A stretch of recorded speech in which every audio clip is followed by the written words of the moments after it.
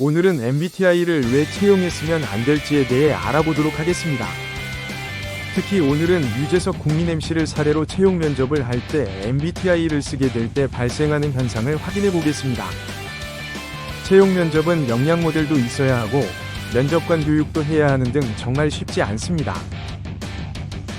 그러다 보니 그냥 대충 성향 검사나 성격 검사 같은 것을 써도 괜찮지 않을까 하는 생각을 하기 쉽습니다.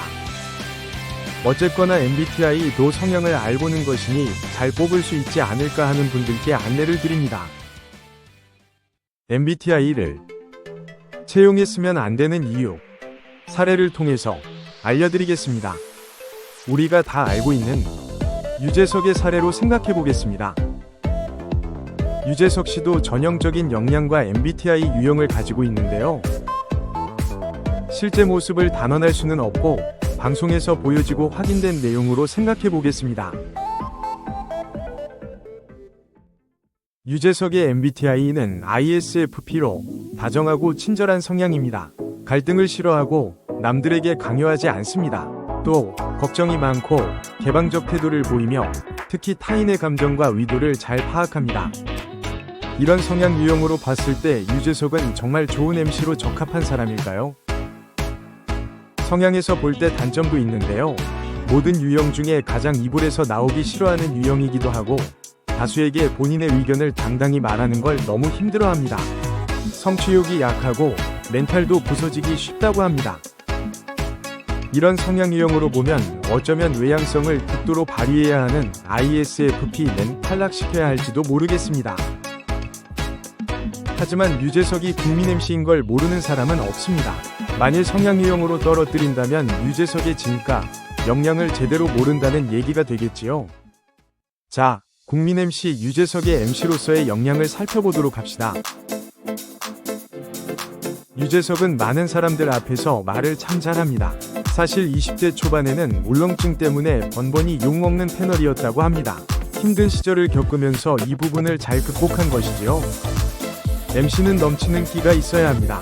그런데 유재석의 성향은 흥은 있지만 남들 앞에서 낯 두껍게 끼를 부리지는 못합니다.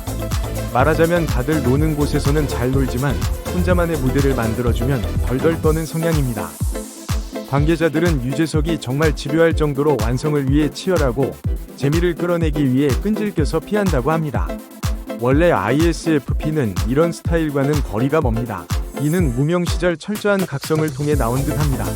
반면에 게스트의 감정이나 의도는 기막히게 포착해서 빛날 수 있게 만들어주는 것은 타의 추종을 불허하는 역량입니다.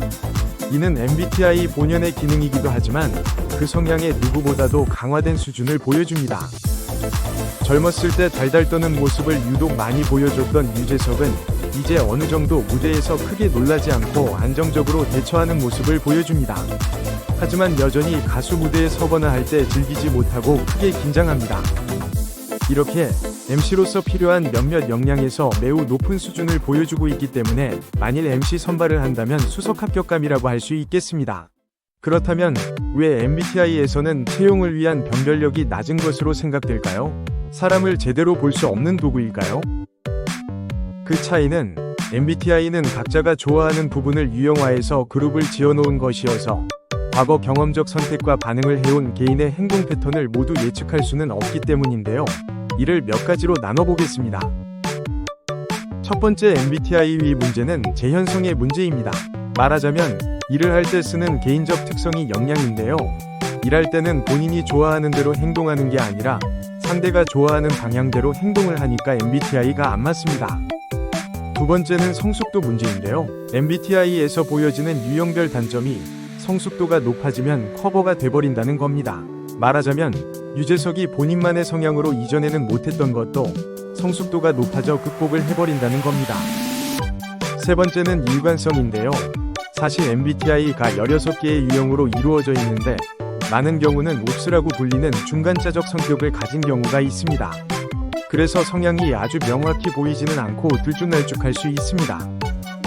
네 번째는 MBTI를 하는 방식이 자기신고 방식이어서 원천적으로 정확하지 않을 가능성이 있습니다. 특히 오리엔테이션이 없는 야매 검사의 경우 본인 성향을 명확히 알지 못하는 경우도 많다고 합니다.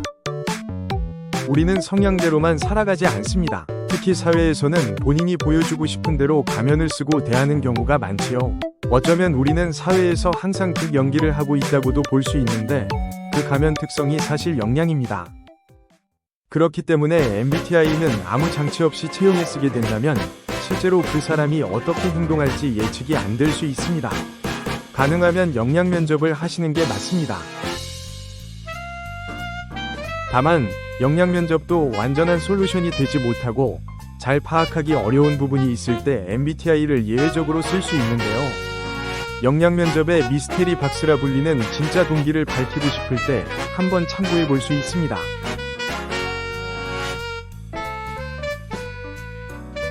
보조수단으로서의 MBTI 채용 사용법은 이전에 올려드렸던 영상을 참고하시기 바랍니다. 감사합니다.